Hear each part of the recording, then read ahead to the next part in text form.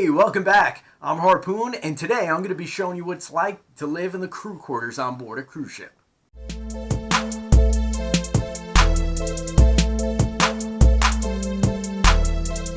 I started off as a broadcast technician, and then I was promoted up to a broadcast manager.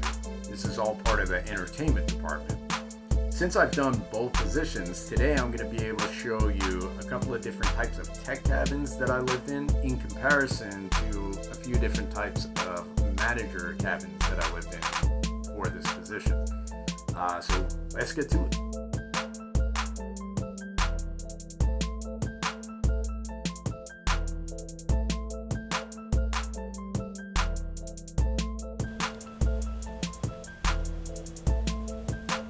Alright, so this is one of the bigger tech cabins that I lived in. It's a bunk bed setup with curtains for at least a little bit of privacy. There's a little shelf and a desk with a fridge underneath.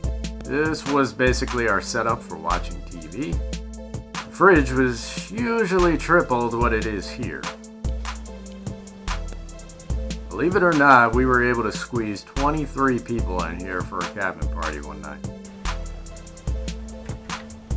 Just a simple closet setup with very, very limited space.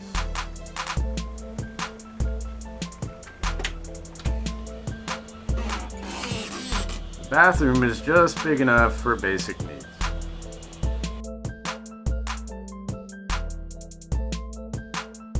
This guy was my favorite roommate, and he was a lounge tech on board. You might not be able to tell, but this is actually a smaller cabin because there's a lot less space, which means that your luggage just kind of sits in the way. I had one terrible roommate whose girlfriend just practically lived with us in that tiny cabin. Also had some singers and dancers who liked to stash their garbage outside my door every now and then.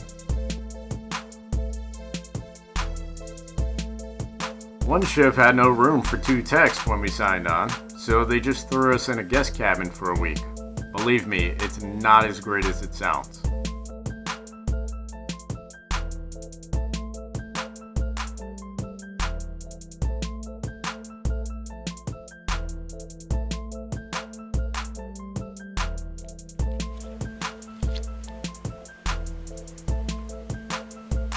This was the better of the manager cabins despite having no porthole.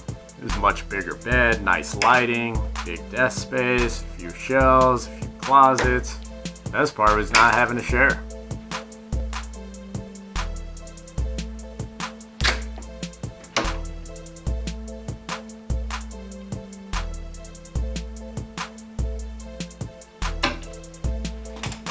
The bathroom is basically the same, however the floor had no separation for the shower.